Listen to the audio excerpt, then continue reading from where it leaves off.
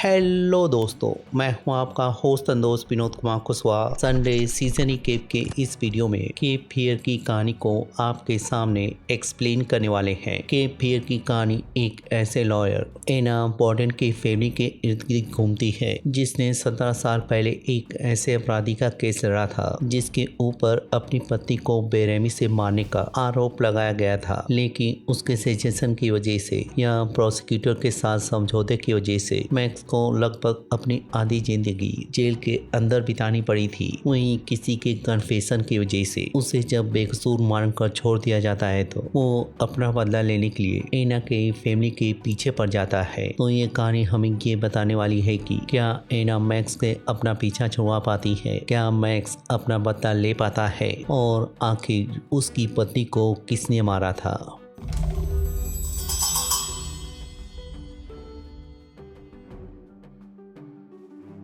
कहानी की शुरुआत एना बॉर्डन से शुरू होती है, जो कि एक डिफेंस लॉयर होने के साथ साथ सवाना जस्टिस लीग प्रोजेक्ट की को डायरेक्टर है। वहीं उसकी ये ऑर्गेनाइजेशन ऐसे लोगों के लिए काम करती है जिसे कानून से इंसाफ नहीं मिला है या बेकसूर होने के बावजूद भी उन्हें गिरफ्तार किया गया है। वहीं उसका पति टॉम बॉर्डन, जो कि पहले एक सरकारी वकील रह चुका है, पर वो अब ऐसे लोगों के लिए काम करता है जो सिर्फ अमीरों के लिए केस लड़ते हैं। वहीं उनकी बेटी नेटली या नेट एना के एक्स हस्बैंड पॉल की बेटी है। वहीं उनका बेटा जैक अपनी गर्लफ्रेंड की सीक्रेट वीडियो रिलीज करने की वजह से उसका मानसिक संतुलन बिगड़ चुका है। वहीं कहानी पे वापस आए तो एना की पूरी फैमिली और उसके दोस्त बायरन फ्रेंच को जेल से बाहर निकालने की वजह से सभी लोग मिलकर चांद सेलिब्रेट कर रहे हैं। वहीं कहीं दूसरी तरफ एमी या मैक्स की गर्लफ्रेंड अपना कन्फेशन लिखने के बाद अपने आप को खत्म करने की कोशिश करती है तो वो जहाँ कामयाब नहीं हो पाती है, लेकिन कोई उसे फोन करके जब बताता है कि उसे अपने आप को मारना पड़ेगा तो वो उसकी बात को मानकर,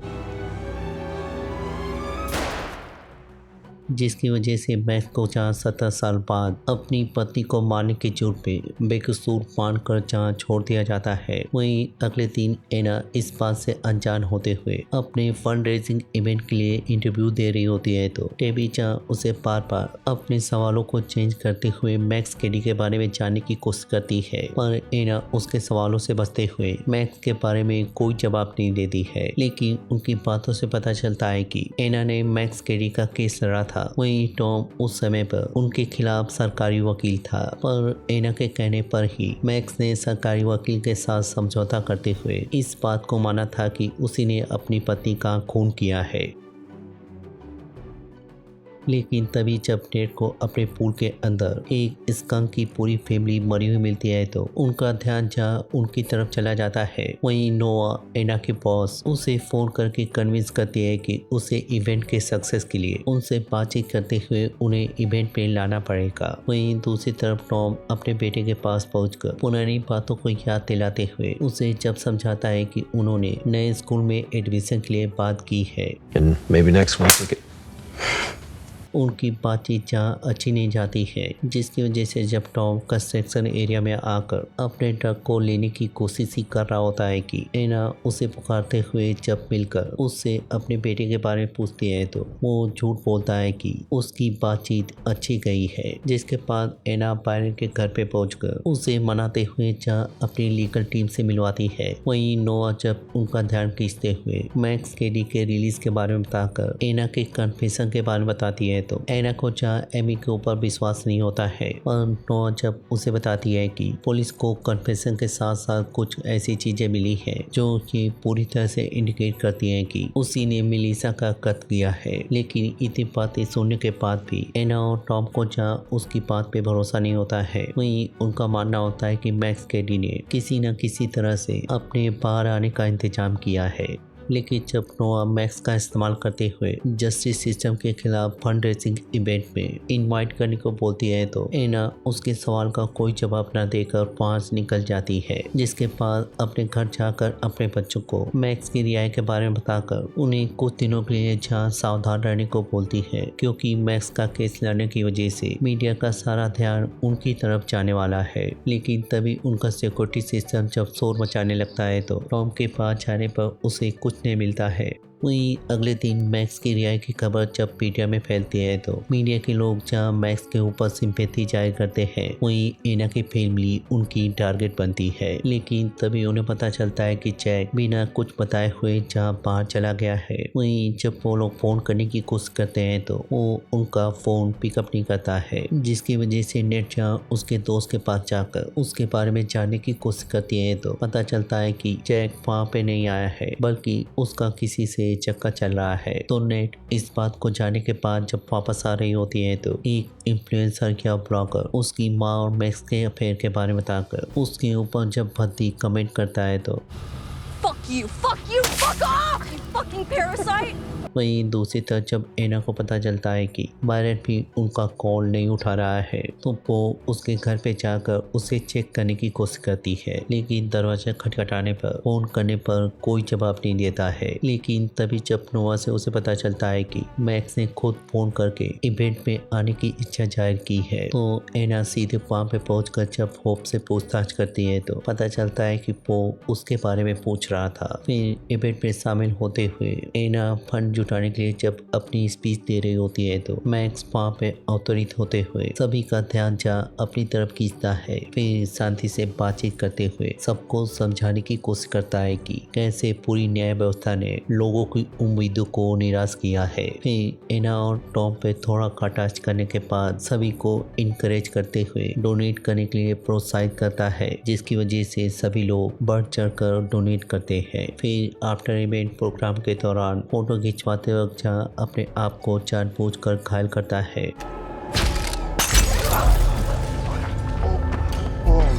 फिर एना और टॉम से बातचीत करते हुए जेल में बिताए गए एक्सपीरियंस को शेयर करता है। साथ ही ये भी बताता है कि एक हमले के दौरान उसने मौत का भी अनुभव किया है। फिर अपनी मरी हुई पत्नी और बेटे का जिक्र करते हुए बताता है कि उसे उसकी पत्नी और बच्चे दिखते हैं, इसी वजह से वो अब एक ऐसी जिंदगी चाहता है जहाँ पर वो लोगों की मदद कर सके। इसी मकसद से उसने नोवा को कांटेक्ट किया था।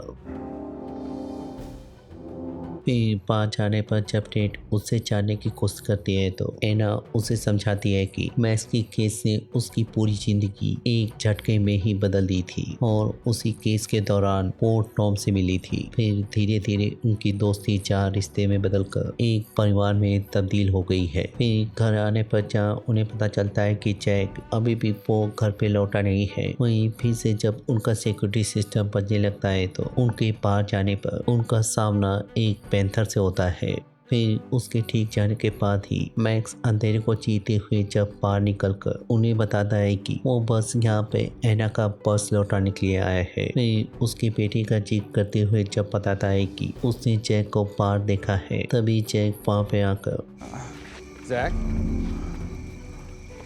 उनकी किसी बात को ना सुनते हुए अंदर चला जाता है, जिसकी वजह से टॉम जहाँ उसके पीछे जाते हुए अंदर चला जाता है। वहीं मैक्स एना की खुशहाल जिंदगी की तारीफ करते हुए या उसे उकसाते हुए एना के पूछे पर उसे हिंट देता है कि उसके बेटे ने ड्रग कंज्यूम किया है। Zach, where did you go? What did you do? You gotta tell me something, man. वहीं इधर मैक्स उसे ये हिंट देके चला जाता है कि वो उसके बारे में कुछ ऐसा जानता है जो उसने बरसों से छुपा रखा है। फिर घर के अंदर जाने के बाद जब एना जैक के जूतों में खून नोटिस करती है तो टॉम के जूते और मोजे निकालने पर पता चलता है कि जैक की पैर की एक उंगली गायब है। Don't do all that you have. He's gone.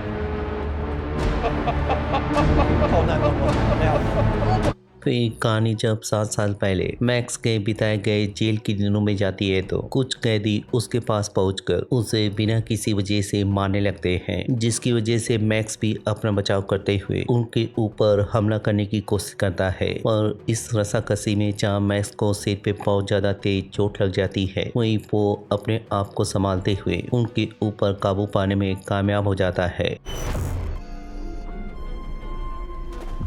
फिर कहानी जब प्रेजेंट टाइम में आती है तो एना और टॉम के कंप्लेंट करने की वजह से पुलिस जब उसके घर पे पहुंचते हैं तो वो जहाँ जानबूझकर उनको इग्नोर करते हुए जहाँ उनके ऊपर हमला करता है, वहीं पुलिस वाले भी उसको अच्छी तरह से कूटते हैं। वहीं कुछ समय बाद जब जैक को हॉस्पिटल में होश आता है तो एना जहाँ डॉक्टर की तलाश में इधर उधर भटकने लगती है, लेकिन जब उसके कानों में मैक्स की आवाज पड़ती है तो वो जहाँ उसके करीब जाकर उसकी बातचीत को सुनने लगती है, जहाँ पर वो डॉक्टर को पूछने पे उसे बताता है कि उसे चोट लगने के बाद से ही उसके पत्नी और बच्चे दिखाई देते हैं। लेकिन जब वो एना के बारे में बात करने ही वाला होता है कि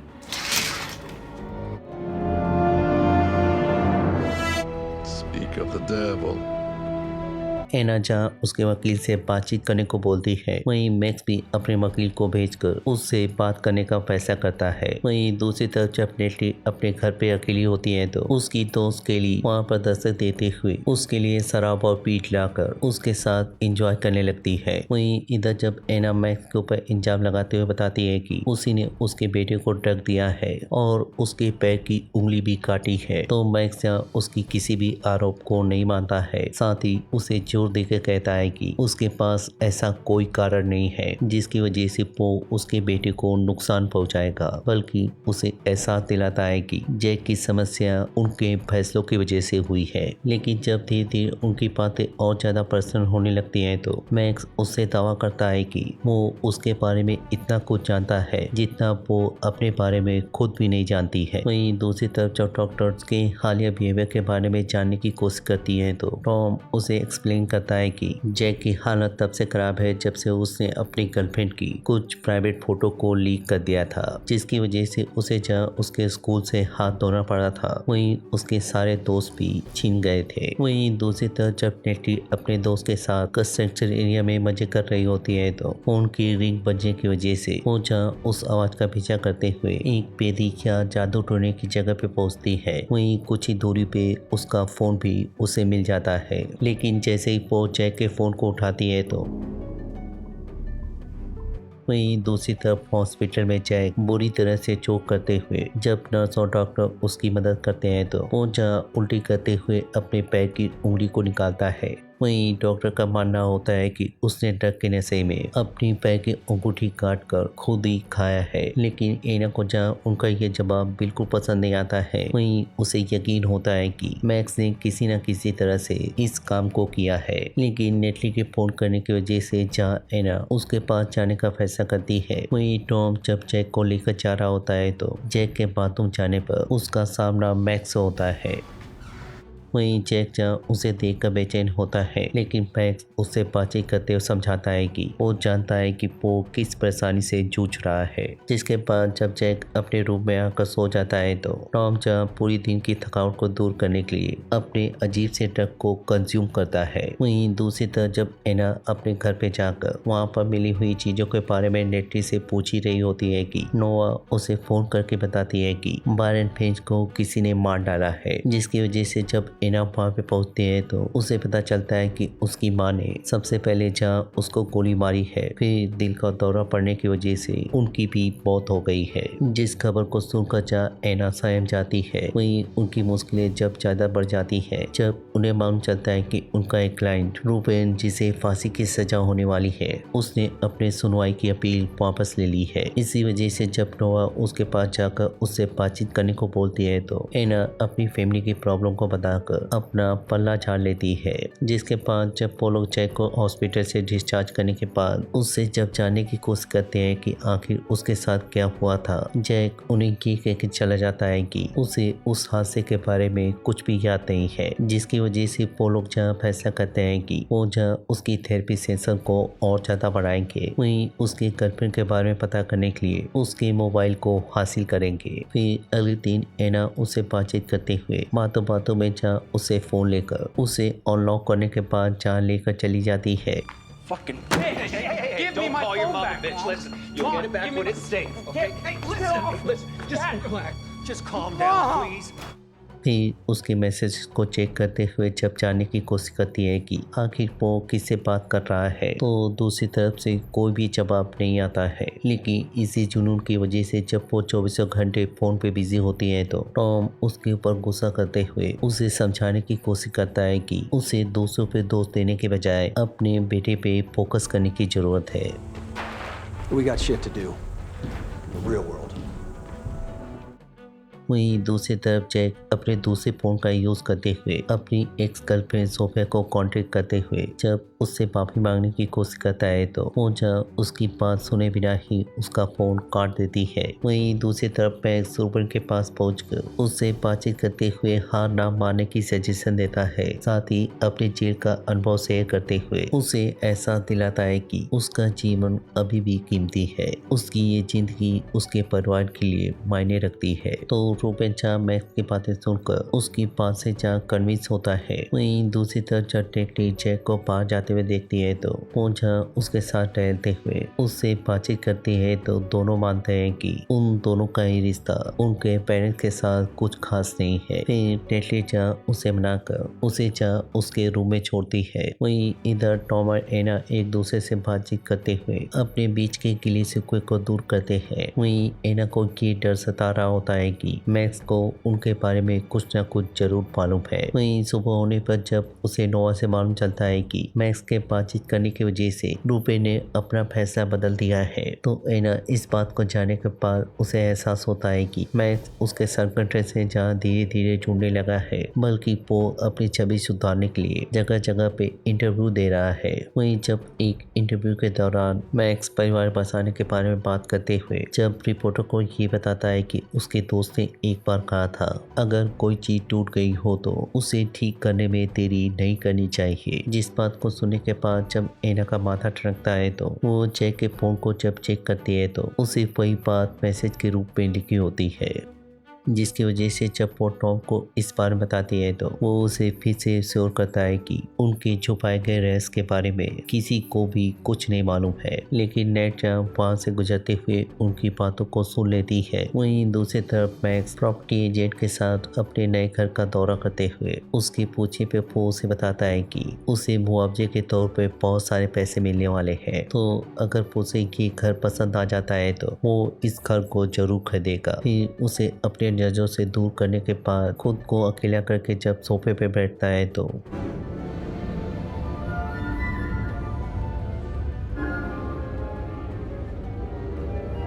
वहीं अगली सुबह जब टॉम अपने घर से ही काम कर रहा होता है तो नेटी की नज़र जहाँ तो ऐसे अजनबी कपल पे जाती है जो कि उनके बिना परमिशन से उनके पूल का यूज़ कर रहे होते हैं, जिसकी वजह से टॉम जब अपनी पूरी तैयारी करके उन्हें यहाँ से निकलने को बोलता है तो वो उसे बताते हैं कि उसे इस घर के मालिक ने इन्वाइट किया है। लेकिन टॉम के हकीकत बताने पर वो लोग जहाँ उसका पहले मजाक उड़ाते हैं, फिर थोड़ी बहुत बहस करने के बाद टॉम को बुरा भला बोलकर निकल जाते हैं। वहीं दूसरी तरफ एना अपनी खोजबीन को जारी रखते हुए अपने साथी रे रेलिंग से मिलकर जैक के फोन की जान डुप्लीकेट कॉपी लेती है। वहीं रे इस फैसले से खुश ना होते हुए उसे समझाने की कोशिश करता है कि अगर उसके बेटे को इस बारे में जरा भी भनक लगती है तो उसका रिश्ता टूट सकता है। लेकिन एना मैक्स के बारे में जैक की ऑनलाइन गर्लफ्रेंड एंजल एक्स के बारे में बताकर उसे समझाने की कोशिश करती है कि वो तो अपने रिश्ते को बचाने की कोशिश कर रही है। जिसके बाद जब वो लोग नोआ से मिलते हैं तो नोआ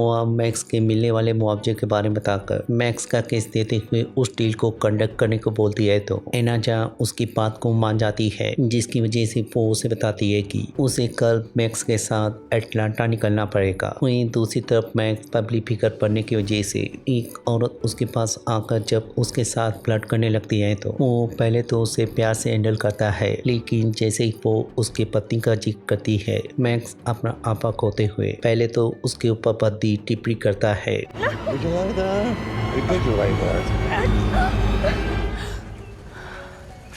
वहीं दूसरी तरफ एना अपने प्लान के अकॉर्डिंग अपने बेटे को उसका फोन देकर उसकी मैसेज करने का इंतजार करने लगती है। लेकिन कुछ देर बीतने के बाद जब रात में एंजल एक्स का उसे मैसेज आता है तो जैक जहाँ अपनी गैरेज में सो चुका होता है, वहीं एना व्हाट्सएप के ऑटो डिस्पेयरिंग मैसेज का यूज करते हुए उससे जहाँ बातचीत करते हुए ये पता लगाने में कामयाब हो जाती है कि आखिर वो कहाँ से मैसेज कर रही है। जिसके बाद उसके रेस्टोरेंट में पहुंचकर उससे मैसेज करते हुए जब उससे मिलती है तो उसका असली नाम नवेया या नेवी वैलेंटाइन है। साथ ही उसे पूछताछ करते हुए ये भी मालूम चल जाता है कि उसी के थ्रू जैक को ट्रक मिले थे। फिर उसे धमकाते हुए जहाँ उसका रिश्ता जैक से तोड़वाती है। वहीं जाने से पहले जब वो मैक्स के बारे में पूछती है तो वो उसे कंफर्म करती है कि उसका मैक्स से कोई लेना देना नहीं है। फिर घर आने पर जब वो सारी बात टॉम को बताती है तो वो उसे फिर से जैक की केयर करने को बोलकर उसे समझाने की कोशिश करता है कि वो बेवजह ही किसी को ब्लेम करने की कोशिश कर रही है। पर एना उससे इत्तेफाक न रखते हुए उसे समझाती है कि वो जब तक नहीं रुकेगी जब तक वो इस बात का पता नहीं लगा लेती है कि आखिर उसके बेटे की उंगली को किसने काटा था। फिर अगले दिन जब एटलांटा जाने के लिए तैयार हो रही होती है तो मैक्स की आवाज़ जैसे उसके कानों में घुसती है। उसके वहाँ पे पहुँचने पर पता चलता है कि मैक्स जैक की हेल्प लेते हुए उसे सैंडविच बनाना सिखा रहा होता है। You want one? वहीं उसके पूछने पर वो उसे बताता है कि उसके नॉक करने पर जैक ने जहाँ उसे घर के अंदर इनवाइट किया था। वहीं उसे ये भी बताता है कि उसके साथ टीवी का क्रू भी चल रहा है क्योंकि नेटफ्लिक्स के साथ डील होने की वजह से वो लोग उसके ऊपर एक डॉक्यूमेंट्री बना रहे हैं। फिर वहाँ से निकलने के बाद जब रास्ते में एक जगह पे पेट्रोल भरवाने के लिए रुकते हैं तो मैक्स को जहाँ एहसास हो जाता है कि कोई उसका पीछा कर रहा है। वहीं एटलांटा पहुंचकर जब वो लोग जेल के वकीलों से मिलते हैं तो वो लोग एना और मैक्स से बातचीत करते हुए उनके सामने आर्थिक प्रस्ताव रखते हैं। लेकिन एना उनकी बात को न मानते हुए उनसे और ज्यादा पैसे की डिमांड करती है। लेकिन जब वो लोग उसकी बात को नहीं मानते हैं तो एना मैक्स की डॉक्यूमेंट्री के बारे में बताकर उससे भिड़ने के नुकसान के बारे में बताकर जब उन्हें एहसास दिलाती है कि उससे भिड़ना उनसे भारी पड़ सकता है तो वो लोग जहाँ मैक्स के सामने $4 मिलियन का ऑफर रखकर मीडिया के सामने आकर उनकी तारीफ करने का प्रस्ताव रखते हैं। तो मैक्स के हामी बनने पर वो लोग जहाँ टेवी को नीचे से बुलाकर उसके सामने चार डील करते हैं। वहीं मैक्स अपने अंदाज में उनको शुक्रिया अदा बोलता है। वहीं इधर एना के बाहर होने की वजह से सोफिया का भाई चार नेटली का एक ड्रोन फुटेज लेता है। वहीं नेटली जब एक कॉलेज के पार्टी में पहुंचती है तो उसकी फुटेज रिलीज करने की वजह से नेटली को जहाँ सबके सामने शर्मिंदा होना पड़ता है। वहीं नेटली इस बारे में जाने के बाद जब उससे बहस कर रही होती है तो नेवी वहाँ पे पहुंचकर फिर अपना नाम एम्बर बताकर उससे जहाँ अपनी दोस्ती की शुरुआत करती है। वहीं नेट भी अपनी दिल की बात रखते हुए उसे बताती है कि वो अपनी फैमिली के सामने या उनके बीच बिल्कुल अकेला महसूस करती है। जिसके बाद जहाँ दोनों की नजदीकियाँ धीरे धीरे बढ़ने लगती है। वहीं दूसरी तरफ जब टॉम अपने सिक्योरिटी सिस्टम को चेक कर रहा होता है तो उसे देखने पर पता चलता है कि जैक या मैक्स ने एक दूसरे को कुछ एक्सचेंज किया है। जिसकी वजह से जब वो जैक से पूछने की कोशिश करता है तो उस बारे में उसे कुछ नहीं बताता है। वहीं दूसरी तरफ एना टॉम को इन्फॉर्म करती है कि तूफान आने की वजह से उसे घर आने में जहाँ लेट हो जाएगा। तभी कोई औरत उसके रूम में नॉक करते हुए मैक्स के बारे में पूछने की कोशिश करती है तो वो उसे जहाँ उसके बारे में इन्फॉर्म करती है। वहीं उसके दरवाजा खोलने पर You think he's filming these two? Max और एना जहाँ टेबी की आवाज़ की वजह से नीचे जाकर जहाँ कॉफ़ी पीने का फैसला करते हैं। वहीं दूसरी तरफ टॉम एना के वहाँ पे ना होने की वजह से लेक्सी को जहाँ अपने घर पे बुलाकर उसके साथ जहाँ अपने केस के बारे में बातचीत करने लग जाता है। वहीं इधर मैक्स एना का शुक्रिया अदा करते हुए जब एक दूसरे से बातचीत करने लग जाते हैं तो उनकी सारी बातचीत जहाँ उनके केस के ऊपर शिफ्ट हो जाती है। वहीं मैक्स जब जानने की कोशिश करता है कि आखिर केस के दौरान ऐसा क्या हो गया था जिसकी वजह से उसका मन बदल गया तो एना इनकार करते हुए उसे बताती है कि उसने उस समय उस केस के लिए या उसकी जान बचाने के लिए सरकारी वकील से समझौता किया था, पर वो उसकी सबसे बड़ी गलती थी। इसी वजह से जब एना उससे माफी मांगती है तो मैक्स जहाँ उसको माफ कर देता है। वहीं मैक्स उससे बातचीत करते हुए जब और ज्यादा जानने की कोशिश करता है तो एना तूफान रुकने का इशारा करके वहाँ से कैब लेकर निकलने का फैसला करती है। वहीं इधर जब लेक्सी और टॉम की नजदीकियां बढ़ने मारने वाली होती है कि एना के कॉल करके इन्फॉर्म करने पर उन्हें अपने बढ़ते हुए कदम रोकने पड़ते हैं। फिर थोड़ी देर बाद जब एना वहाँ पे आकर टॉम के साथ बातचीत करते हुए या वक्त बिताते हुए ये महसूस करने की कोशिश करती है कि उनकी परेशानियां लगभग खत्म हो चुकी हैं, पर उनके परिवार की हकीकत या दबे हुए राज किसी और तरफ ही इशारा करते हैं। वहीं दूसरी तरफ जब मैक्स अपने घर पे पहुंचता है तो उसे जहाँ अपनी बहन का एक तोहफा मिलता है, जिसे देखने पर या उसके गाने की वजह से वो इतना ज्यादा परेशान हो जाता है कि उसका अतीत उसके सामने आने लगता है। वहीं मैक्स पूरी तरह से बेकाबू होते हुए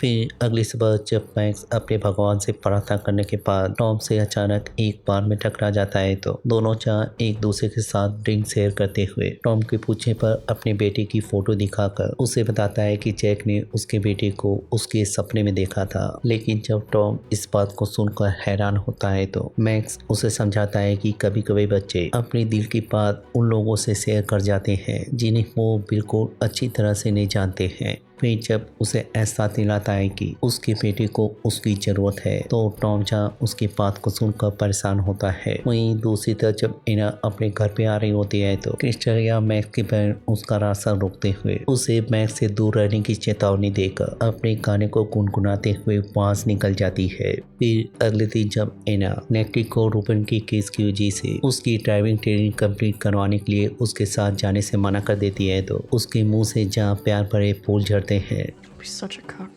Excuse me? Nat, don't talk to your dad that way. Which dad, Tom or Paul? वहीं एना अपनी टीम के साथ रूबन के पास पहुंचकर उसे ना हार मारने को कहकर उसे भरोसा दिलाती है कि वो उसकी बेगुनाही को किसी न किसी तरीके से जल्द ही साबित करेगी, जिसकी वजह से एना स्माइली के घर पे पहुंचकर रूबन की केस के बारे में बातचीत करते हुए उससे इंफॉर्मेशन निकलवाने की कोशिश करती है तो स्माइली उसके ऊपर शक करते हुए उसके ऊपर जहाँ पर दुख दान कर पहले उसे बहुत प्यार से धमकाता है। लेकिन जब उसे एहसास होता है कि वो उसकी बातों को रिकॉर्ड कर रही है, वो एना का मोबाइल छीन कर अपने सांप के पिंजरे में डाल देता है। जिसके बाद जब एना अपने सारे साथियों के साथ जेल के बाहर एक कैंपेनिंग करते हुए मेयर से रिक्वेस्ट करते हुए रूबन की फांसी को जहां डिले करवाने की कोशिश करते हैं। वहीं एना जब स्माइली के बारे में रे को बता रही होती है तो मैक्स उनकी बातें सुनकर एना की मदद करने का प्रस्ताव रखता है तो रे उसे ये कहकर मना कर देता है कि वो लोग किसी तरह से वायलेंस का सहारा नहीं लेंगे, जो बात मैक्स को जहाँ बिल्कुल पसंद नहीं आती है। इसी वजह से जब वो अपने घर की तरफ लौट रहा होता है तो मैक्स जहाँ उसे थोड़ा धमकाते हुए थोड़ा प्यार से उसे एहसास दिलाने की कोशिश करता है कि वो अगली बार से एना और उसके बीच में नहीं आएगा। वहीं दूसरी तरफ जब नेट सॉकर प्रैक्टिस के दौरान नेमी से मिलती है तो नेट अपनी प्रैक्टिस छोड़ने का फैसला करके उसके साथ एक पार्लर में जाती है। फिर उसके फोर्स करने पर या उसके जीत करने पर निप पर piercing करवाती है, जिसके बाद वो लोग वहाँ से निकलकर उसकी पुरानी गर्लफ्रेंड केली के घर पे पहुंचकर उसके सामानों का यूज करते हुए उसी के बिस्तर पर प्यार भरे पल को बिताते हैं। लेकिन कुछ देर बाद जब उसके पिता वहाँ पे दस्तक देते हैं तो वो लोग जहाँ अपना बोरिया बिस्तर उठाकर वहाँ से बचते हुए निकल जाते हैं। वहीं इधर जब टॉम अपने बेटे से फिर से जुड़ने की कोशिश करता है तो जैक जहाँ पूरा सच न बताकर उसे एक आर्ट शो में ले जाता है। लेकिन जब टॉम आर्ट शो देखने की वजह से उससे अलग हो जाता है तो वो सोफे के पास पहुंचकर उससे माफी मांगने की कोशिश करता है, जिसकी वजह से जहाँ सबसे पहले उसका भाई फिर उसकी माँ जब उसके ऊपर भड़कने लगती है तो टॉम वहाँ पे पहुंचकर जहाँ किसी तरह से उस मामले को कंट्रोल करता है। वहीं घर जाने पर जब जैक गुस्सा होकर जब वाटर थेरेपी लेने लगता है तो टॉम उसे माफी मांगते हुए अपने भाई के बारे में बताता है कि उसके भाई की मौत कार एक्सीडेंट से नहीं हुई थी बल्कि उसने आत्महत्या किया था। फिर उसे समझाने की कोशिश करता है कि वो भी उसी की तरह ही डिप्रेशन से गुजर चुका है, पर उसे अपने ऊपर विश्वास रख के सिर्फ उस सपने पे ध्यान केंद्रित रखना है जो वो आगे चलकर बढ़ना चाहता है। वहीं दूसरी तरफ एना मैक्स को अपने पास बुलाकर उसे स्माइली के बारे में बताकर जब उससे मदद मांगती है तो मैक्स जहाँ उसकी मदद करने के लिए तैयार हो जाता है, लेकिन उसकी कुछ कहने से पहले ही फिर उसे बताता है कि वो बहुत पहले से ही ऐसा करना चाहता था, जिसके पास उसके घर पे पहुंचकर उसे उसके गॉड के बारे में बताकर, अपने गॉड के बारे में बताकर समझाने की कोशिश करता है कि वो दोनों ही एक ही भगवान को पूजते हैं, लेकिन वो रूबेन के बारे में सच न बताकर उनकी कई हुई बातों का अवहेलना कर रहा है। लेकिन इसके बावजूद भी जब वो उसकी बात को नहीं मानता है तो वो एना को बाहर निकलने को कहकर उसे जहाँ अपनी तरीके से मनाता है। वहीं बाहर जब एना उसका इंतजार कर रही होती है तो क्रिस्टल वहाँ पे पहुंचकर सबसे पहले ये जानने की कोशिश करती है कि क्या वो मैक्स के साथ रिलेशनशिप में है। तो एना के इनकार करने पर क्रिस्टल उसे ये कह के चली जाती है कि वो बिल्कुल भी मैक्स को नहीं जानती है। मैक्स के लिए वो पहली औरत नहीं है, बल्कि मैक्स ने बहुत सी औरतों का यूज करते हुए, उसका इस्तेमाल करते हुए उसे छोड़ दिया है। वहीं दूसरी तरफ मैक्स स्माइली को टॉर्चर करते हुए ये कबूल करवाने में कामयाब हो जाता है कि रूबेन ने रेस्टोरेंट के शेफ को नहीं मारा था, बल्कि आंधे किंग ने उसका मर्डर किया था। You're welcome. जिसकी वजह से एना रूबेन के पास पहुंचकर उसे जहाँ खुशखबरी देती है कि बहुत ही जल्द वो आज़ाद होने वाला है। वहीं दूसरी तरफ जब जैक को सोफिया का कॉल आता है तो वो उसे फोन करके बताती है कि वो उसके नंबर को ब्लॉक कर रही है, साथ ही इसके बाद वो कभी भी उसकी आवाज़ को नहीं सुनना चाहती है, जिसकी वजह से जैक जहाँ फिर से डिप्रेशन में चला जाता है। वहीं दूसरी तरफ जब रिक को पता चलता है कि नवेया मैक्स की बेटी है तो वो एना को फोन करके उसके बारे में बताता है कि मैक्स ने जेल में रहते हुए उसके साथ शारीरिक संबंध बनाए थे, इसी वजह से जहाँ उसकी माँ को अपनी नौकरी गंवानी पड़ी थी। वहीं दूसरी तरफ जैक के कांटेक्ट करने की वजह से नेवी जहाँ उसके पास पहुंचकर फिर सुबह होने पर जब वो अपने घर पे पहुंचकर अपने सामान को पैक कर रही होती है तो उसकी माँ उसके पास पहुंचकर उसका हालचाल लेने की कोशिश करती है, लेकिन नेवी अपनी माँ का जवाब ना देते हुए उसकी तरफ जैसे ही नज़र घुमाती है वो जहाँ अपनी बेटी से ही डर जाती है।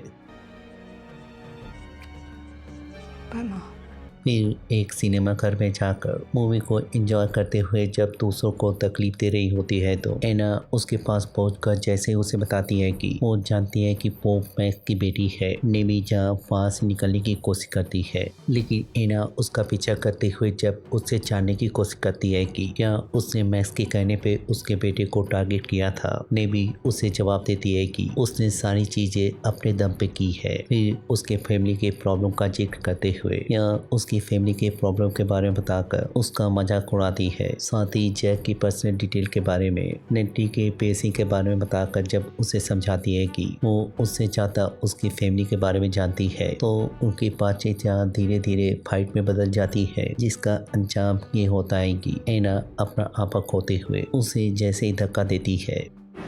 They're not your kids anymore. Are you okay? Fuck off! जिसके बाद जब एना टॉम के साथ पुलिस स्टेशन पहुंचकर उसकी कंप्लेंट कर रही होती है तो उन्हें मालूम चलता है कि उसकी माँ फेथ उसकी मिसिंग रिपोर्ट लिखाने के लिए आई है। लेकिन वहीं दूसरी तरफ वीडियो वायरल होने की वजह से नेट को जहाँ एना और नेवी की फाइट के बारे में पता चल जाता है, जबकि जैक अपनी बहन के ऊपर शक करने लगता है। फिर शाम होने के बाद जब टॉम लेक्सी के साथ बातचीत कर रहा होता है तो मैक्स वहाँ पे पहुंचकर टॉम से बातचीत करते हुए उसे समझाने की कोशिश करता है कि उसने नवेया को कभी भी उसकी फैमिली के पीछे नहीं भेजा है, बल्कि उसके जेल में रहने के वक्त से ही नवेया उसके पीछे पड़ी हुई है। लेकिन तभी जब नेट का उसे मैसेज जाता है तो वो वीडियो देखने के बाद घर पहुंचकर पूरी बात न बताने की वजह से एना के ऊपर जहाँ गुस्सा जाहिर करता है। वहीं एना अपनी सफाई देने की कोशिश करती है कि वो बस उसके पास पहुंचकर उसे वार्निंग देने के लिए गई थी, जिसके बाद एना नेट के पास पहुंचकर उसे जहाँ सारी बात समझाती है, वहीं उसे प्रॉमिस लेती है कि वो अपने भाई को पूरा सच नहीं बताएगी। वहीं दूसरी तरफ जब मैक्स टेबी के साथ बातचीत करते हुए एक नए रेस्टोरेंट को खोलने के बारे में उससे बातचीत कर रहा होता है तो क्रिस्टल के वहाँ पे अचानक आ जाने की वजह से वो उसे नीचे ले जाने के बाद जब उससे जानने की कोशिश करता है कि आखिर वो यहाँ पे क्या करने आई है, क्रिस्टल उसे बताती है कि वो अब पूरी तरह से ठीक हो चुकी है, उसकी नई मेडिकेशन पूरी तरह से असर कर रही है। जिसके बाद जब वो उसे आगोश में लेने की कोशिश करती है तो मैक्स अपने आप को किसी तरह से कंट्रोल करके उसे ये कहकर निकल जाता है कि अगर उसके सामने वो दोबारा आती है तो वो उसे जान से मार डालेगा।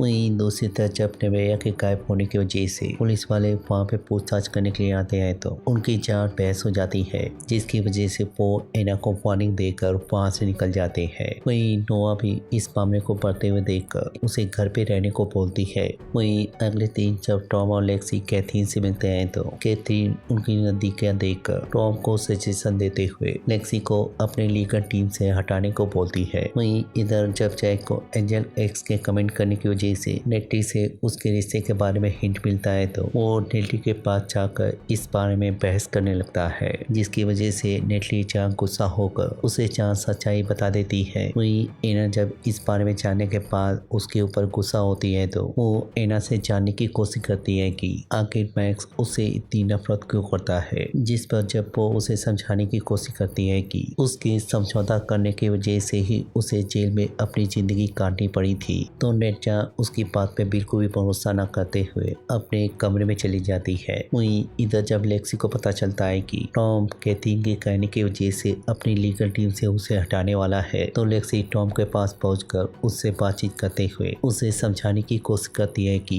अगर उसने ऐसी गलती की तो उसकी मुश्किलें बढ़ सकती है, क्योंकि वो भी उसके करीब आना चाहता था। वहीं इधर जब एना रे के पास पहुंचकर उससे मैक्स के केस में मदद मांगने की कोशिश करती है तो या फेथ के घर पे जाकर पूछताछ करने को बोलती है तो वो उसकी मदद करने से इनकार कर देता है, जिसकी वजह से वो गुस्सा होकर फेथ के घर पे जब अकेली जाकर उससे बातचीत करने की कोशिश करती है या उसे ये कहने की कोशिश करती है कि वो उससे मैक्स का पीछा छुड़ा सकती है तो फेथ उससे बात ना करने का फैसला करती है, जिसकी वजह से जब वो निराश होकर अपने घर पे पहुंचती है तो जैक जहाँ फ्रिज खोलकर उसको घूर रहा होता है वहीं उसके पूछने पर वो उसे डराते हुए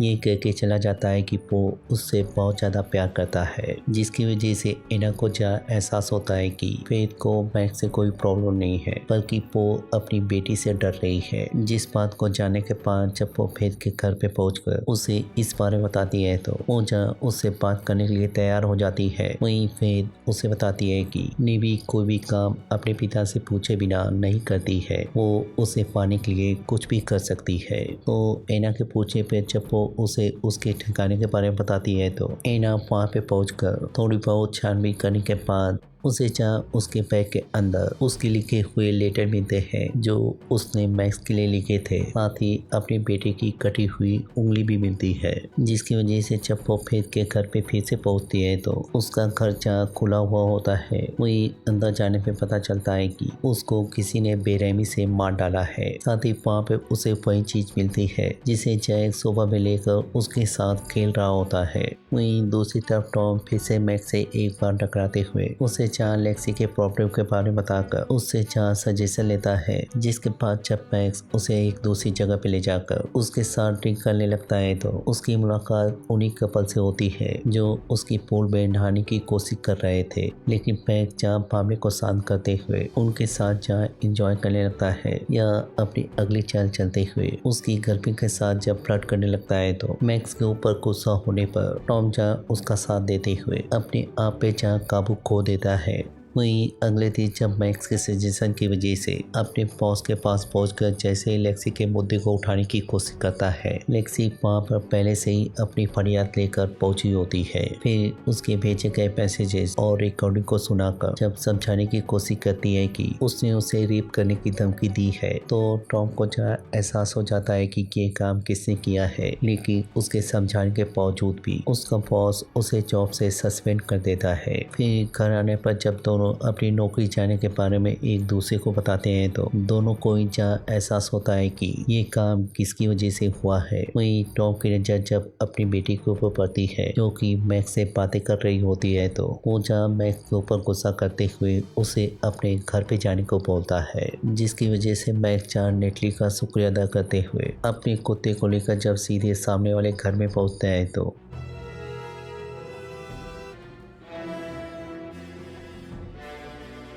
तो मिलते हैं इसके अगले पार्ट में या किसी और टीवी सीरीज को एक्सप्लेन करते हुए। तब तक के लिए शुक्रिया।